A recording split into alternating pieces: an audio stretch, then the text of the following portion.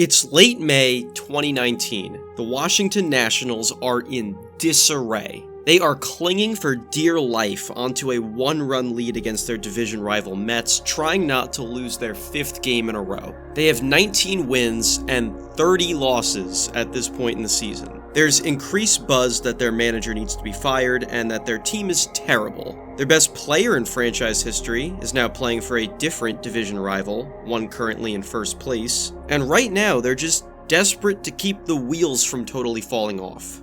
When this happens. And he drives one deep left center field. That goes Robles. It's out of here! Carlos Gomez with a 3-run homer! Make that 19 wins, 31 losses. Their odds to make the playoffs? 3.4%. Think of it like the multiverse. For every universe the Nationals figure this out, rebound, play good winning baseball, and somehow right the ship just enough to sneak into the playoffs from being 12 games in the red, there are nearly 30 where this goes the other way. Forgotten, disappointing, and disastrous. That's where they're headed.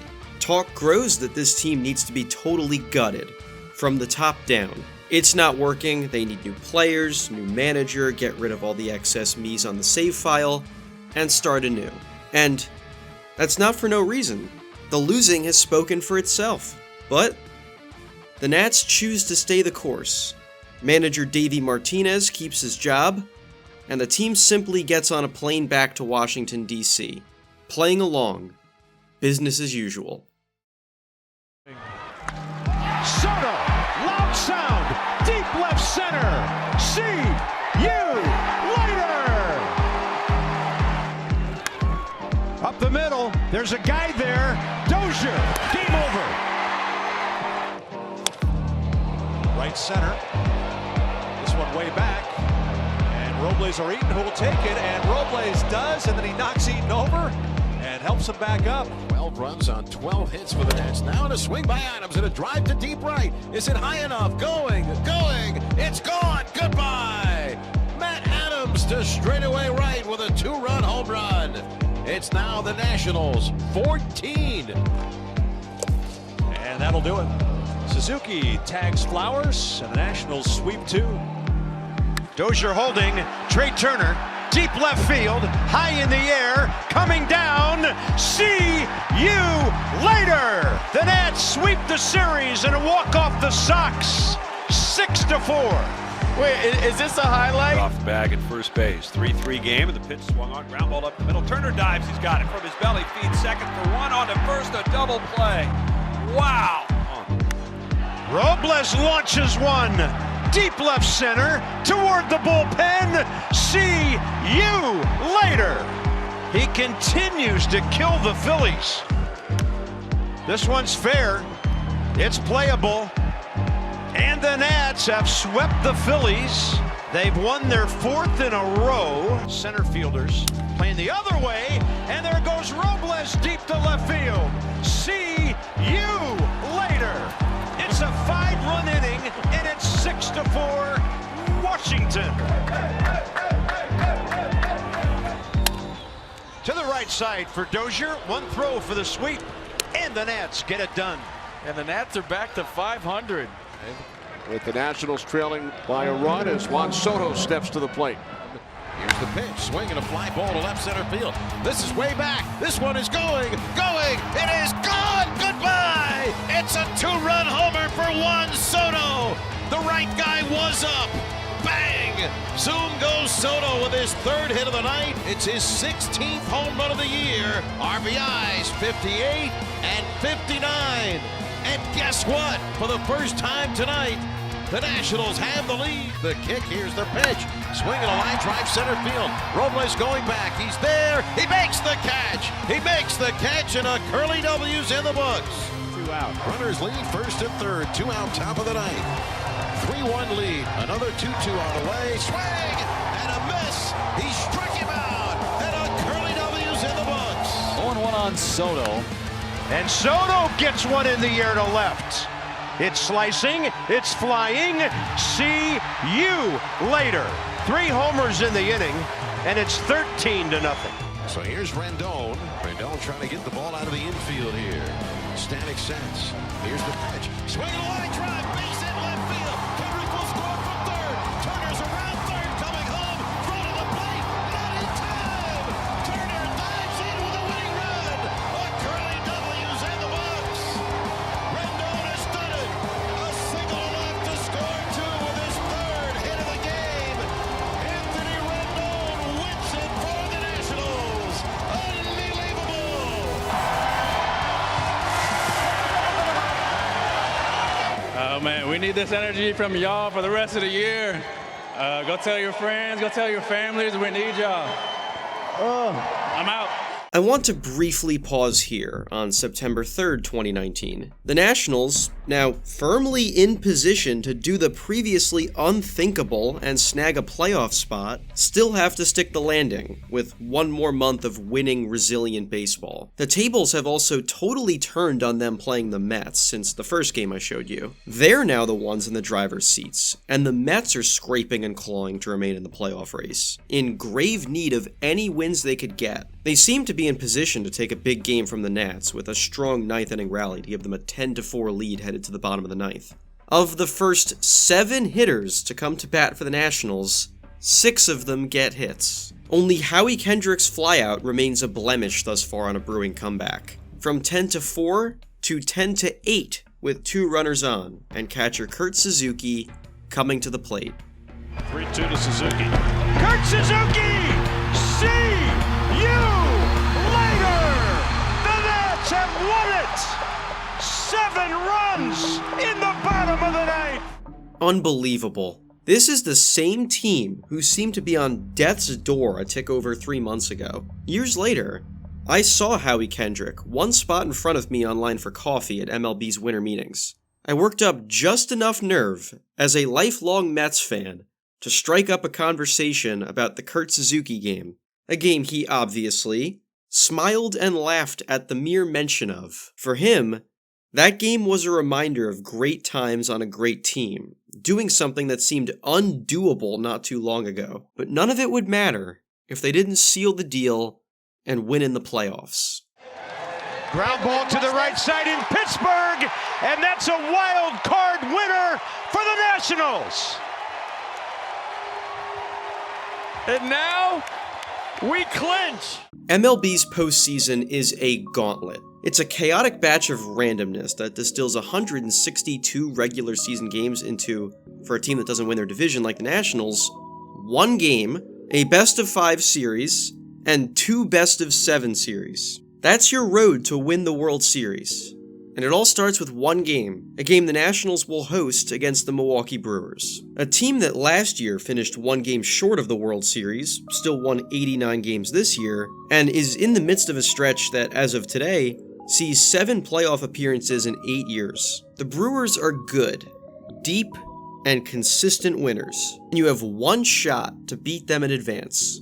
2 batters into the game and you're already down 2-0. 3 up and 3 down for the Nats in the bottom of the first.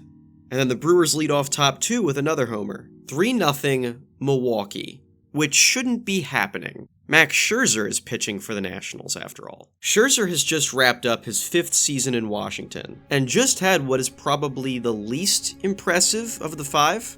He still finished 3rd in Cy Young voting and led baseball in the stat that takes ERA and reduces it to the things usually in pitcher control. So if he was still that good at his lowest, imagine how special it means he's been thus far in DC. He's a Hall of Famer in the making, and one of the most intimidating players in the sport. In June of this year, he broke his nose bunting a ball off his face in batting practice. With a black eye and a broken nose, he pitched 7 shutout innings with 10 strikeouts the very next day. This is the guy you want anchoring a pitching staff. And he does settle down and keep the game within reach for the rest of his time on the mound tonight. But when he leaves after 5 innings, he passes the baton to the second greatest pitcher in franchise history. Steven Strasburg was the first Nationals megastar, the most hyped pitching prospect potentially in the entire history of baseball, who came up less than a year after he was drafted, 1 day short of exactly a year after he was drafted, and looked every bit of the hype. An injury knocks him off the shelf for a year, and then he returns to form in his first full healthy season, before he was withheld from playoff activity that year so he could rest up and be a piece of future World Series contention. An unprecedented decision in baseball's history. Never mind that he's the best pitcher on a good team right then and there, and championships are to be pursued whenever you're even remotely close to one, since success is special and usually temporary. Oh no. They're so confident they'll be back, and that he'll be a huge piece of that they're willing to take this gamble. Well, here in 2019, the first year in a few years, Strasburg has had stable health. He's still a big part of the team, and top 5 in Cy Young voting and top 15 in overall NL MVP voting for 2019. That championship run they were saving his health for just hasn't come around yet. But you are about to see why the Nationals thought so highly of him. 1-2.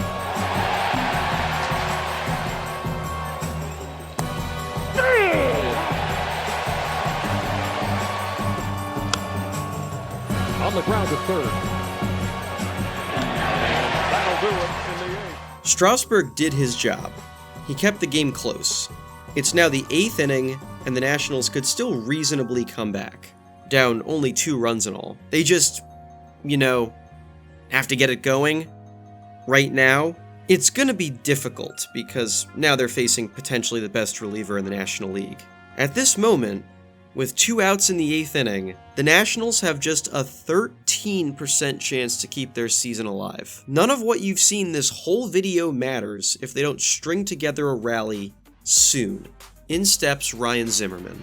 Ryan Zimmerman is a man literally nicknamed Mr. National. He was the first player ever drafted by the Washington Nationals, and broke into the big leagues that same season. As a 21-year-old, he was the first exciting young homegrown National in team history. A little bit by default, but it was crazy that a kid this young could develop this fast, especially at that time. He was a beacon of light on some of the first Nationals teams ever, and also on some of the worst Nationals teams ever. But in 2019, he's now the old vet, who has been here for nearly the entirety of the Nationals' existence as a team since they moved over from Montreal in 2005.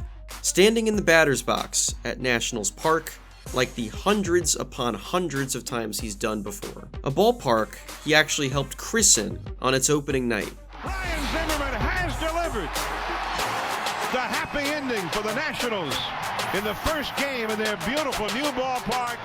Ryan Zimmerman with a game-ending home run. But on this night, all he has to do is keep the line moving. Shattered his bat on the 2-1, and that blooper is going to fall. Runners will be at first and third. Elevated that fastball. Rendon wasn't going to bite, and they're loaded.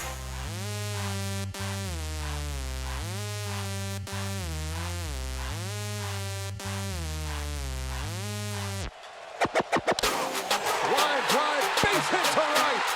That'll score 1, that'll score 2 as the ball gets away from Grisham at right.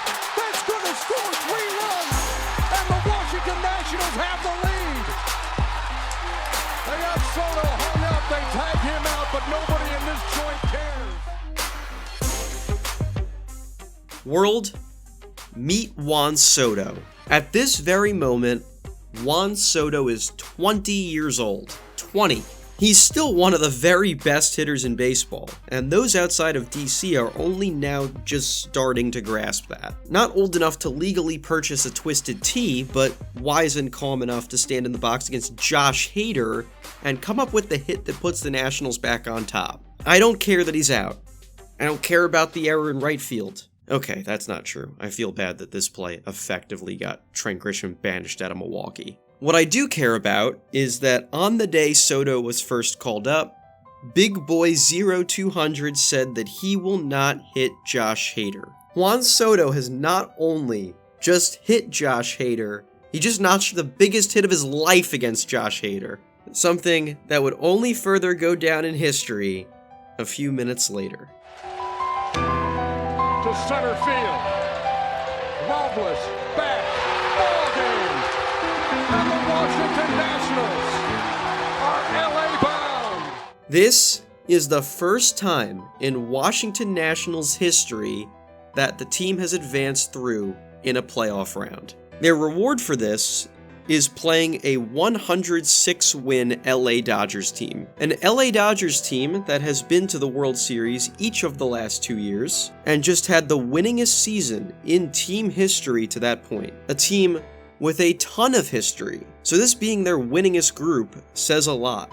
At the very least, it's very clear that the Nats are gonna have their hands full. 1-1. Muncy grounds it to first through the legs of Hendricks. Kicking off the sidewall. The 2-1. Muncy drills a base hit into right. Here comes Peterson. Turner's behind him.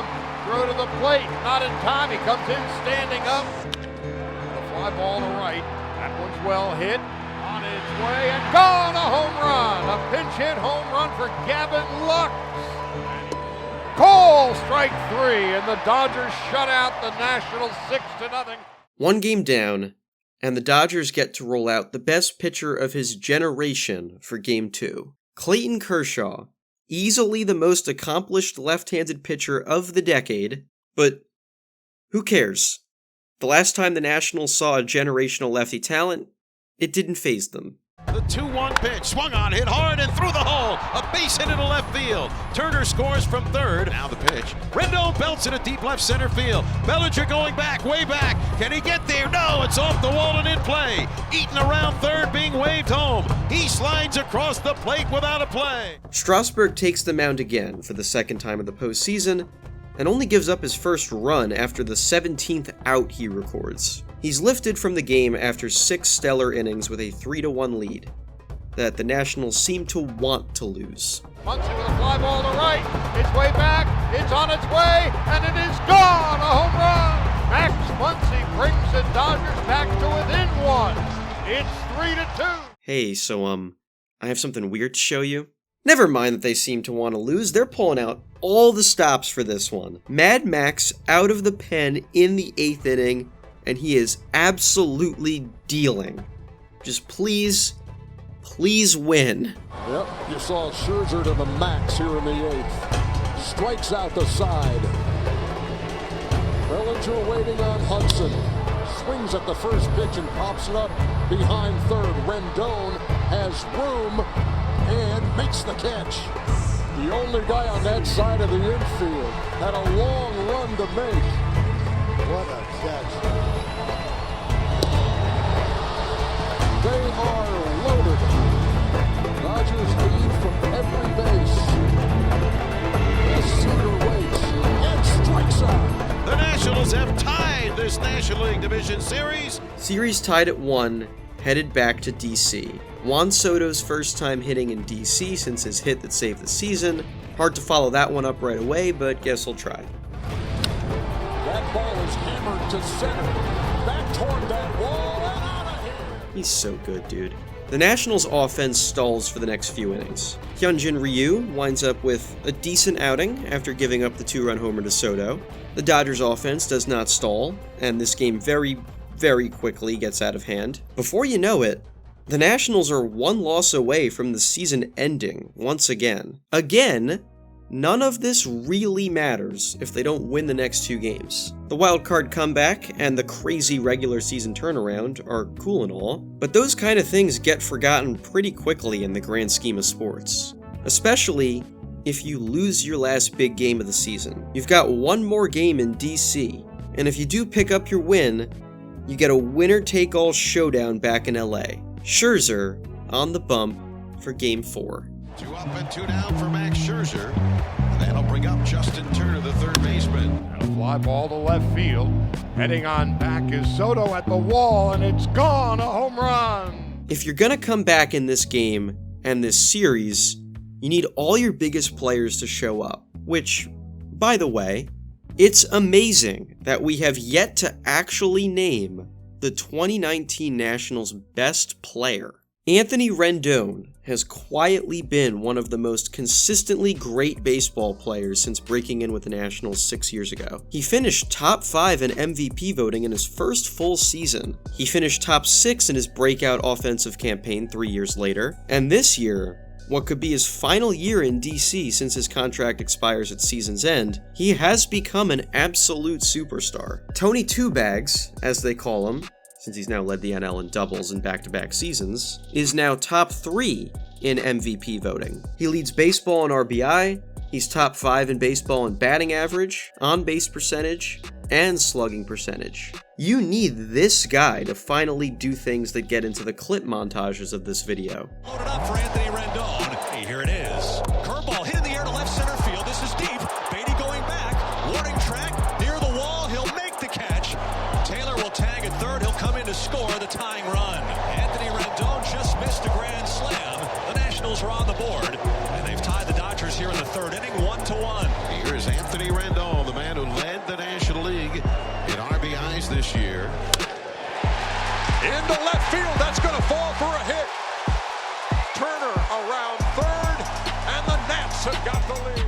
Rendon is the current Nationals top hitter, and he's brought the Nationals back in front tonight. But don't forget about the OG. Zim swings and drives one to deep center field. Way back goes Bellinger to the warning track, to the wall. It is gone!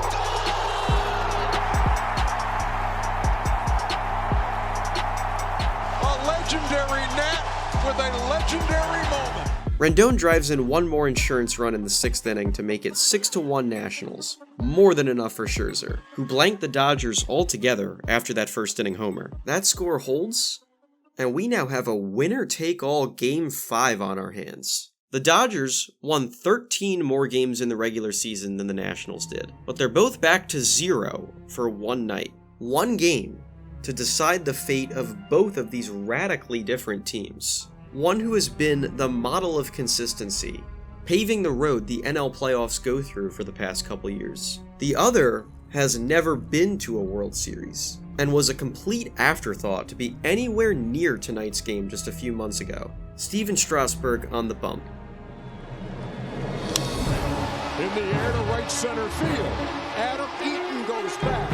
Adam Eaton has no chance. 2-run homer. Dodgers on top in the bottom of the first.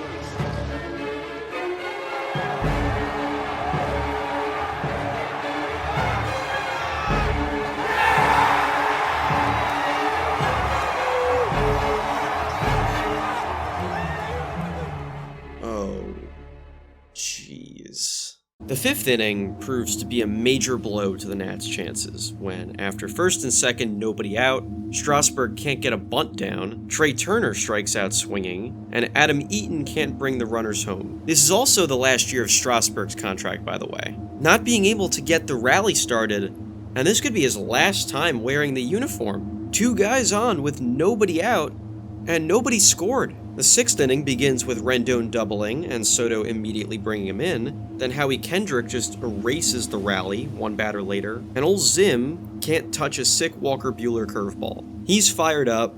Nats have just 9 outs to work with, down by 2. The leadoff guy gets on again in the 7th, a little painfully. But what's even more painful is that, again, with 2 base runners on in the inning, nobody scores, with Kershaw coming in to get the final out of the frame. 7 innings down.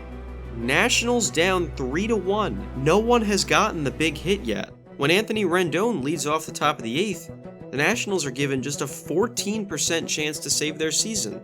But, been there, done that. Rendon in the air to left. Taylor goes back to the wall, and it's gone! Anthony Rendon, a leadoff homer in the 8th. Now the batter is Juan Soto. He swings and belts one to deep right center field. Way back, going, and gone! Goodbye! A tremendous game. Tying home run by Juan Soto. And this game is all even. Now this is special. Back-to-back homers, and all of a sudden we're tied.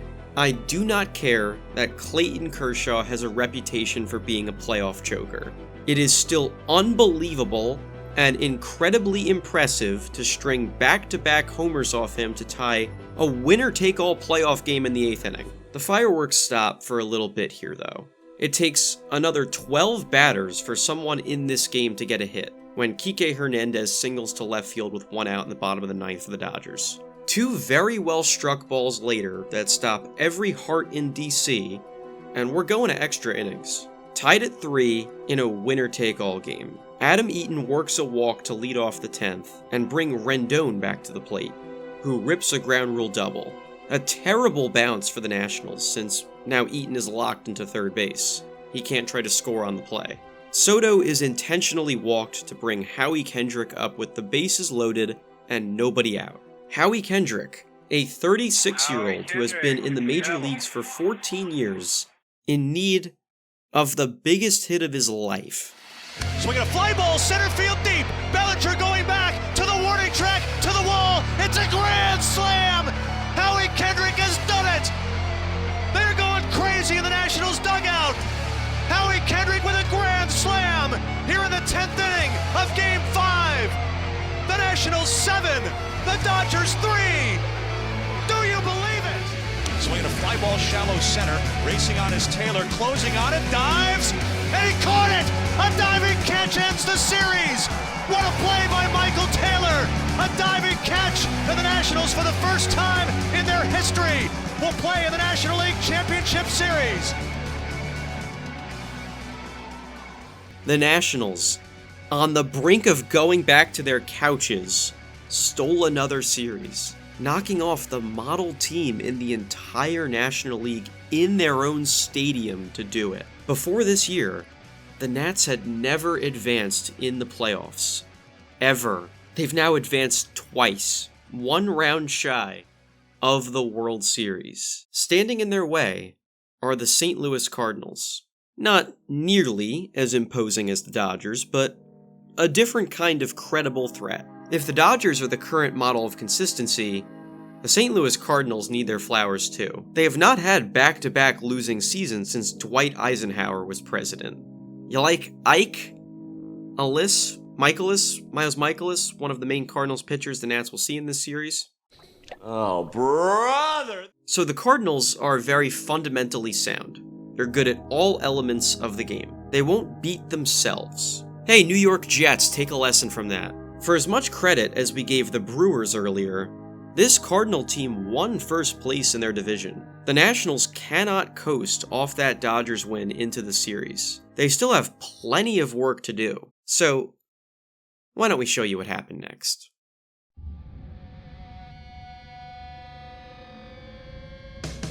Outfield straight away, the pitch.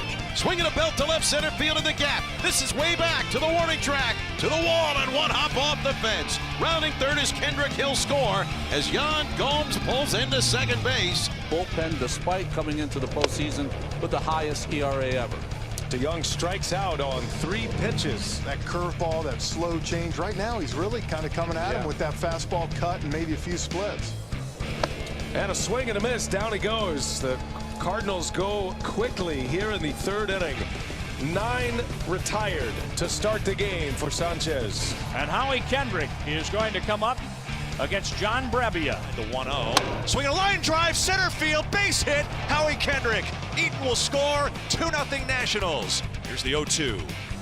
Swinging a ground ball rolled to first. Zimmerman has it down to a knee. He'll step on first. Anibal Sanchez has tossed 7 hitless shutout innings here at Busch Stadium. In this 8th inning, here's a payoff. And a swing. Oh! What a catch! Ryan Zimmerman! Oh my goodness! 2 outs. And a swing and a line drive into center field. That's down. Base hit. And the no-hitter is over. And now the Cardinals will bring the tying run to the plate. The kick and the pitch. Swinging a ground ball to third. Rendon has it. It stayed down on him. Good play. Throw to Zimmerman. Retires the side. Doolittle gets it done. Now the kick and the 2-2 pitch. He struck him out. And a National League Championship Series Game 1. Curly W is in the books. Max, at 35 years of age, gets the ball here in Game 2. His 4th appearance in the postseason. We saw the right-hander rocks, kicks, Scherzer delivers, swing and a miss, struck him out with a changeup. Michael Taylor batting 8th in the order will lead off. And a swing and a high drive to left field, well hit. Ozuna drifting back toward the warning track, to the wall, looking up, and there it goes. Michael Taylor drops one into left field seats, and on the first pitch in the top of the 3rd, the Nationals are on the board and lead the Cardinals here in Game 2. Here it is.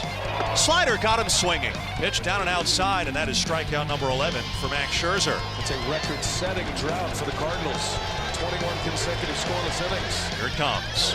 Swinging a ground ball to short. Turner has it. Shovels to Kendrick. Out at second. All day to throw to first. It's an inning ending. 6, 4, 3. Double play. Breaking ball pulled on the ground. Fair. A fair ball past the diving first baseman and down the right field line. Adams will score. Here comes Turner. Throw comes to the plate, and Turner is in. And they take a 2-0 series lead. Game 3, National League Championship Series. Nationals lead the series 2-0. The first ever LCS game here in the nation's capital. Line drive, diving snare by Rendon. He pops up, he throws, and he is out. What a play, Anthony Rendon. Somehow, Rendon with a diving play to his left. Flat out robs Paul DeYoung for out number 1 here in the 3rd inning. And Rendon just leans out, serves one to left, falling fast. Ozuna in and out of his gloves, and Eaton is around third. Here comes a throw, not in time. Swinging a line drive right center field. That's a base hit. It's up the gap. It's going to the wall. Rendon scores. Soto scores. Howie Kendrick clears the bases with a 2-run double here in the 3rd inning. They are delirious in Nationals Park.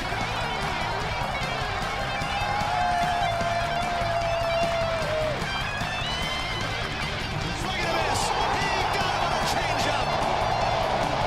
Steven Strasburg fans a dozen St. Louis Cardinals over 7 innings. The 2-1. Swing a high drive to right center field. Well hit. This one way back. Fowler looking up at the wall, and it is gone.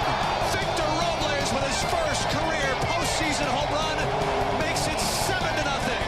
In the nation's capital, swinging a high fly ball left field. Playable for Soto, moving into his right. He is there. He makes the catch.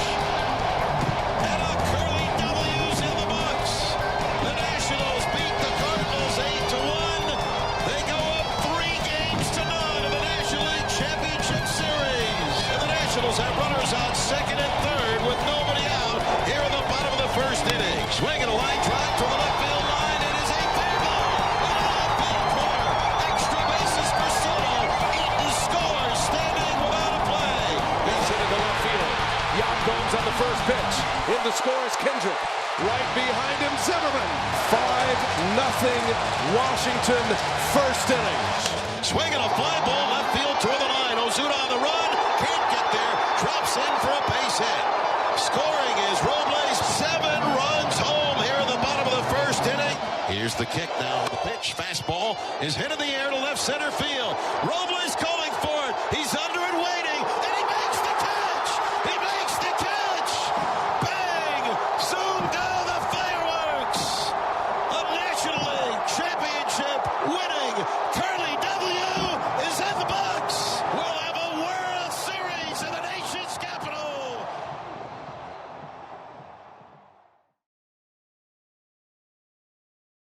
From a 3.4% chance to make the playoffs to a World Series appearance, the 2019 Nationals are unbelievable, making absolute light work of the St. Louis Cardinals in the NLCS, playing one of the cleanest and most overpowering series I can remember. The deep playoff run the Nationals saved Steven Strasburg for 7 years ago is happening, and this is the first World Series appearance in franchise history. Waiting for them in the Fall Classic is the best team in all of baseball. The 2019 Houston Astros are one of the most eye-poppingly dominant baseball teams ever constructed. They have maybe the 2 best pitchers in the entire world. Cy Young Award winner and future turn your brain off first ballot Hall of Famer Justin Verlander, and Garrett Cole, who struck out 326 batters and has not taken a loss since May 22nd.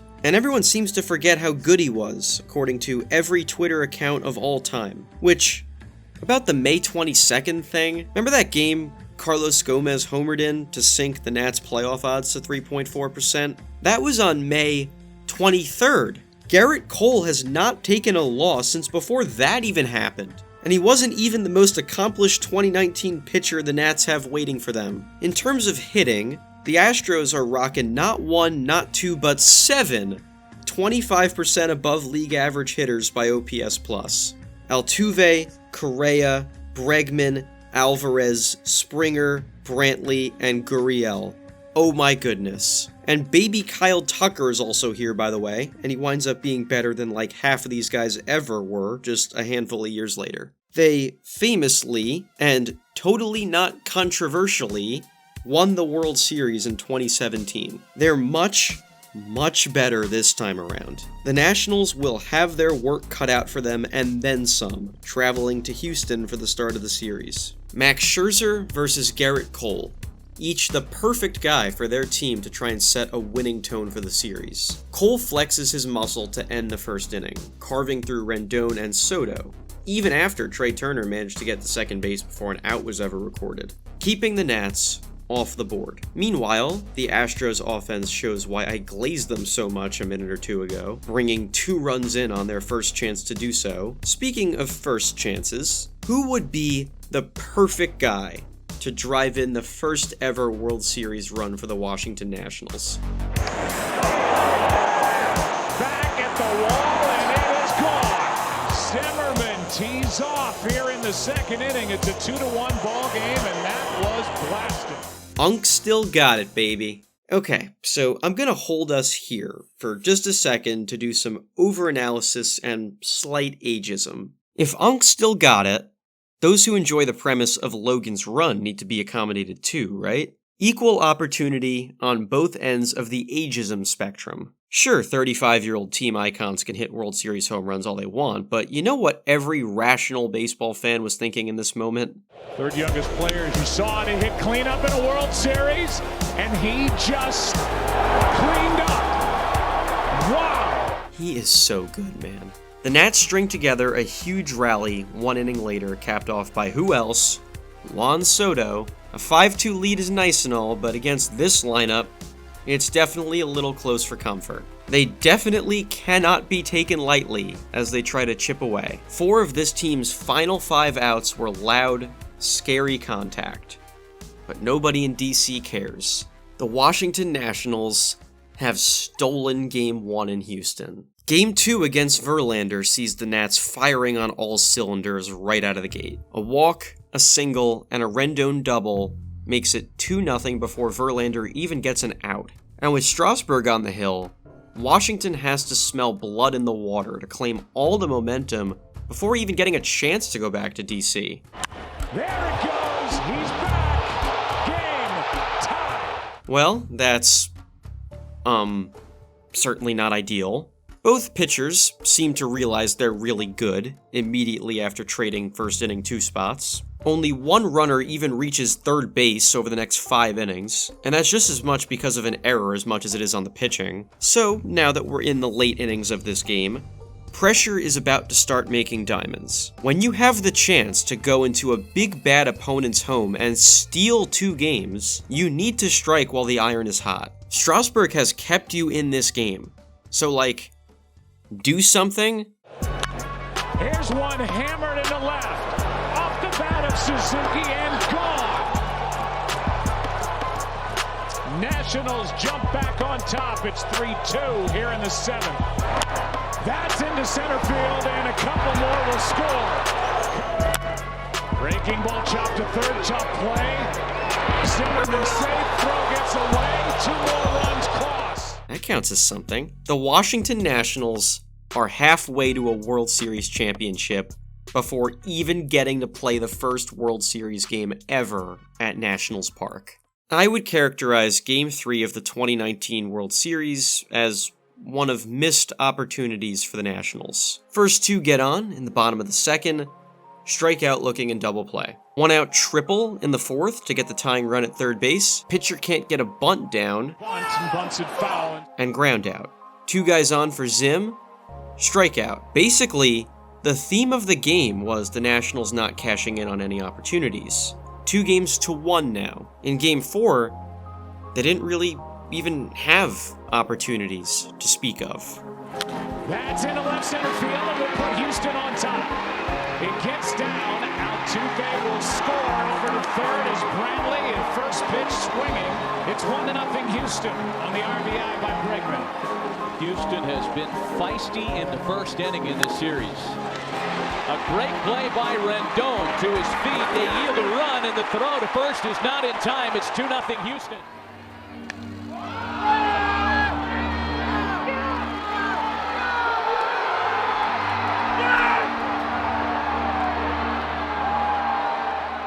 You know what's even sadder?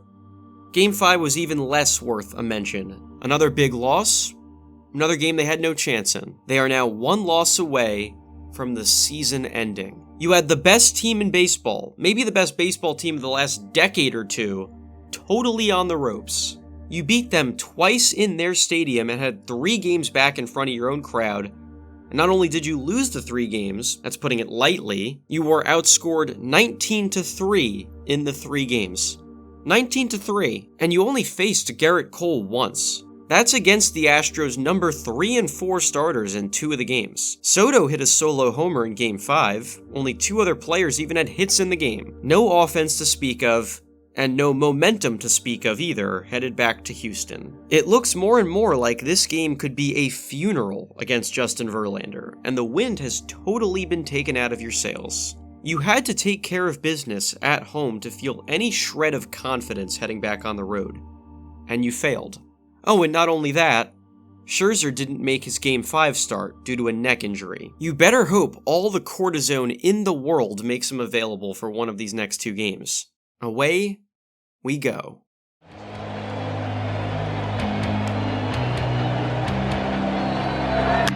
Right side base hit. Here comes Turner. Good start for the Nationals in game number 6. Because the 2019 Astros are a buzzsaw, you couldn't even enjoy an early lead for more than like 4 seconds. And then in innings 3 and 4, you're back to playing the have multiple runners on base but don't actually score any runs game. Time is running out. Right now.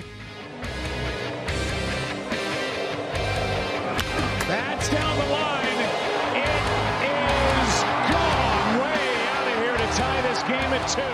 Alright, Adam Eaton, way to keep the video going. Nats tie the game 2-2. It's the middle innings though. You don't have forever to keep going, but it's huge to get yourself even with time to spare. Especially against this team though. You have to add on. Holy shit, Juan Soto. That is Juan Soto's 5th home run of the postseason. And it feels like 5 home runs this time around. He turned 21 years old 4 days ago. Happy belated, Juan. Way belated. Rendon adds 4 RBI before this game ends with a double and a home run. The biggest power threats in the lineup showing up when this team is desperate for its mere survival in the series. An outstanding response to adversity, and keeping this truly unfathomable run alive, and wait. No way. Bottom of the 9th inning here at Minute Park in Houston, and Steven Strasburg to the mound. The glove of Strasburg, bare hand for the out.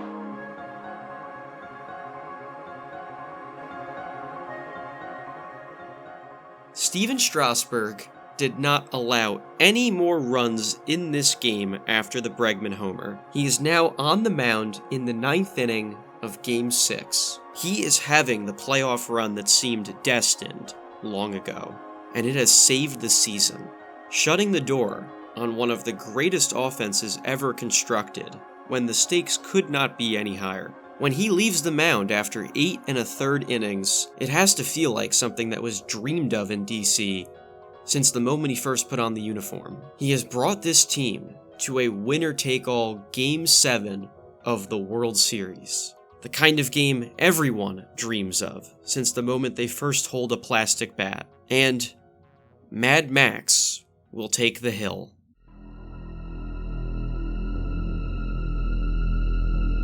Gurriel will lead it off against Max Scherzer. 2-1, and Gurriel lines it deep to left field. Going back is Soto looking up. See you later!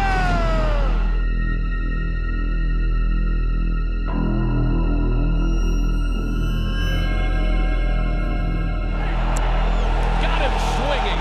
First strikeout of the ball game. a start in Game 7. Biggest start of his life. And he is through 5. Correa grounds it past the dive of the third baseman Rendon and down the left field line. Gurriel scores on his way to third. Alvarez to throw to third, not in time. RBI for Correa and a 2-0 Astros lead. For the first 5.5 innings of this game, it looks like the Astros' Death Star is just too much. The Nationals lineup only picks up 1 hit, a Juan Soto single to lead off the second inning, and while Scherzer's stat line looks okay at face value, that's not the kind of performance your ace needs to give in the highest stakes of baseball that exist.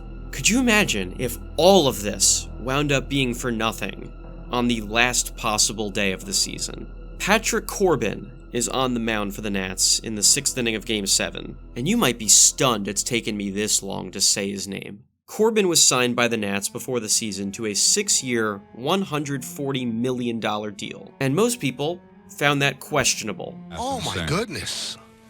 6 years, 140. Yeah. He responded by being one of Major League Baseball's best left-handed pitchers this season, pitching over 200 innings and posting an ERA 38% above league average that season. Not quite as good as Scherzer and Strasburg, but among the very best possible number 3 starters you could get. In the postseason, his role was completely reinvented. I haven't mentioned him by name yet on purpose, and it was because his role was basically to be the silent assassin. When there's trouble, you know who to call. Not Teen Titans, not Ghostbusters, Patrick Corbin. Corbin started Game 1 in LA, and then came out of the bullpen in Games 3 and 5 of that series, picking up huge clutch outs late in that pivotal final game. He came out of the bullpen for 1 batter in the 9th inning of Game 2 in St. Louis, and did his job. He then was the winning pitcher as the starter in Game 4, returned for big outs out of the bullpen in Game 1 of the World Series, provided 6 innings of length to save the bullpen as the starter in Game 4, and is now back on the mound in the do-or-die Game 7. And I'll spoil a little bit of the story here. Corbin gives this team 3 shutout innings of relief tonight. A relief outing this team desperately needs in the late innings of this game to keep the Astros off the board from innings 6 to 8. Without Corbin, the Nationals team here is nowhere near this moment. But the moment is here. The moment you need to flip the script and win a World Series. There's a 1-0. That is a rocket to left, and the lead is cut in half. Rendon makes it 2-1. Here Soto takes a walk. DH Howie Kendrick coming up. Howie Kendrick. The same Howie Kendrick who hit a grand slam to send this team out of LA. The same Howie Kendrick who is playing in an MLB game, counting playoff games, for the 1,656th time in his career. The same Howie Kendrick I somehow stood behind in line in real life waiting for coffee. He grinded away for 14 seasons and already saved this team from elimination once. He only has 1 season left after this for his career. But now, he is going to have the kind of moment every player dreams about. Against him. That's down the right field line into the corner. This ball is gone for a home run. Nationals on top. Howie Kendrick has made it 3-2. 3-2 Nationals. Wow. But the beast has risen. They're not done yet. That's a 1-out walk. There goes a runner, thrown down by Chirino. Here's Soto. Base hit into right. Eaton will come around third base and score. Soto delivers again. And it's 4-2 Nationals here in the 8th. That is up the middle for a base hit. And Zimmerman is on to start the 9th. Robles into shallow center. Marisnik won't get there. 2 on and 1 out in the 9th. He did not swing, and the bases are loaded.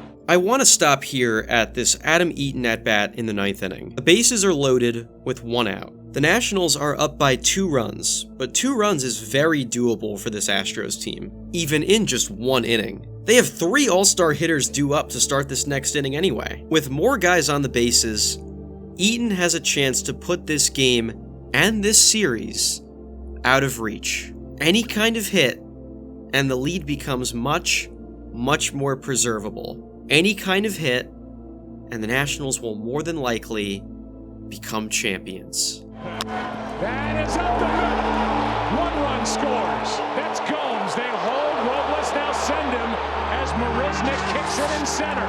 2 more runs and it's 6-2. Job done. And a few moments later, what was once seen as truly undoable for this group of guys comes to reality.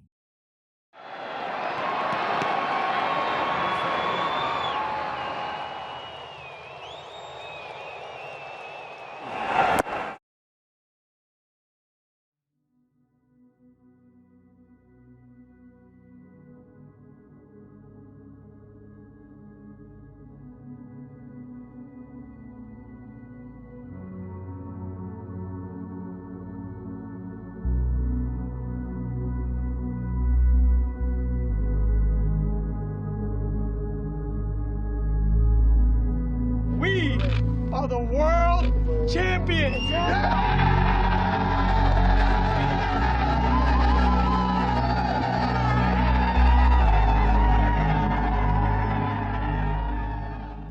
I never mentioned what the Nationals' World Series winning odds were, at the time of their playoff odds being 3.4%, and that was on purpose. We don't really know the exact number, by the way. It's that low. I wanted to wait, though, until after the impossible already happened to reveal just how unlikely this moment, this celebration you're seeing right now, was at the darkest hour of this team's season. Their World Championship odds were less than 0.1%.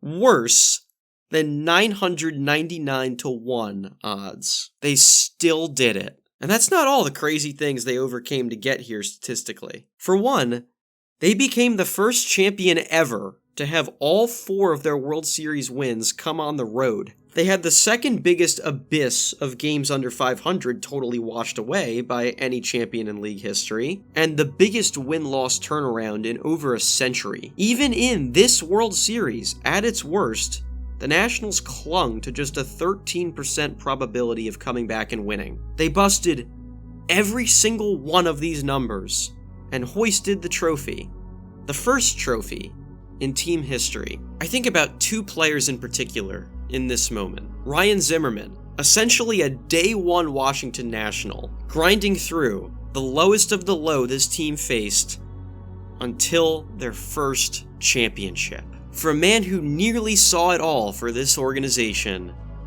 that has to be special. And of course, Steven Strasburg. This was the World Series trophy Steven Strasburg seemed prophesized to get them when they held him out of a playoff run 7 years ago. That never actually happened. He is now the first World Series MVP in franchise history, and he gave it all up for that chance.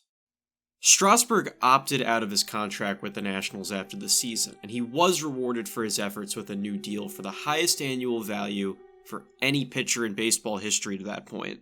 Something he truly earned off the back of his playoff contributions. The absolutely heartbreaking and horrendous outcome that followed, though, was just 8 more big league games for the rest of his career. Strasburg's body more than paid the price for pushing himself to the limit these playoffs. He battled severe nerve damage for the rest of his career, something he's going to battle for the rest of his life. The most devastating physical ailment a pitcher could suffer in the modern game. By winter of 2022, his rehab bullpen sessions could not get off the ground at all. 3 times he had to stop throwing ramp-up bullpens because the pain was too much. He literally could not play baseball anymore. His body made that an impossibility. But because of his large contract, it turned into a messy behind-the-scenes fiasco where the Nationals created a petty pissing match with him over letting him retire with the money he signed for, canceling a retirement ceremony planned for him as a power move. That went over about as well as you'd expect, especially because the Nationals made the mind-boggling and inexplicable decision not to have any insurance on Strasburg's contract. All that money was 100% owed to him, regardless of if his body was physically capable of throwing a baseball or not. It's largely expected that no Washington National will ever wear his number again, as they shouldn't. This franchise owes everything to this man. And that makes his tragic career ending hit even harder. But you know what? I'm not sure he'd change a thing. 6 years later, the Washington Nationals have not had a winning season since this championship. Manager Davey Martinez was fired in 2025. The last on-field link of this team cut for good. They lack any and all identity. They lack direction from the top down and constantly struggle to get anything right. Their pitching struggles, their hitting struggles, and their defense struggles. Nearly any good player they've had the last 3 seasons comes from when they traded Juan Soto away. You heard that correctly. 3 years after establishing himself as one of the most special players to ever live, the unprecedented happened. The 2022 Nationals decided they were so far gone from success and so far away from future success that it made sense to cash out on the last 2.5 years of Juan Soto's contract. No player this good and this accomplished at that time of their career was ever traded away until Juan Soto was shipped off to the San Diego Padres. And that's the only thing this franchise has nailed since their World Series win, believe it or not. Their return for Soto has netted 3 different all-star players for this team, all of whom look essential to any shot this team will have to win in DC anytime this decade. They've struggled to find any kind of consistent, reliable long-term player for more than like a month or two not named Soto, or anyone they got for Soto, since being on top of the baseball world. Juan turned down what would have been the largest deal in MLB history shortly before the trade, making it a lot easier for the Nats to stomach cashing out on him from a logistical and financial point of view. And to Juan's credit, he was absolutely right to bet on himself here. He's now signed with the division rival Mets for 15 years, and well over $300 million more than he was ever going to get as a National. Patrick Corbin's remaining time as a National was potentially as the least effective pitcher in baseball. He accumulated 5.1 Baseball Reference WAR in 2019. Really good value. From 2020 through 2024, negative 2.4. He led the National League in losses 3 times, and MLB as a whole in hits and home runs allowed 3 times too. For 5 of the 6 years he pitched as a National, he was one of the most easily clobberable pitcher in the sport. Without him, this team never would have held a trophy. It's a classic, is a title worth everything that comes after dilemma. And speaking of dilemmas, oh my god, Anthony Rendon. Rendon signed a 7-year, $245 million deal with the Los Angeles Angels after the 2019 World Series. It may be the most criticized contract in baseball history. Each of the last 5 seasons of this deal, Rendon has missed over 50% of possible games to play. He's actually advocated for less baseball to be played around the league in general. He's physically confronted fans on camera who call him a bitch. He said baseball isn't a priority to him, and on top of that, his hitting has completely fallen off a cliff. No one seems to remember Nationals Anthony Rendon, the underrated superstar who earned a top 3 MVP finish and willed them to a nearly mathematically impossible championship.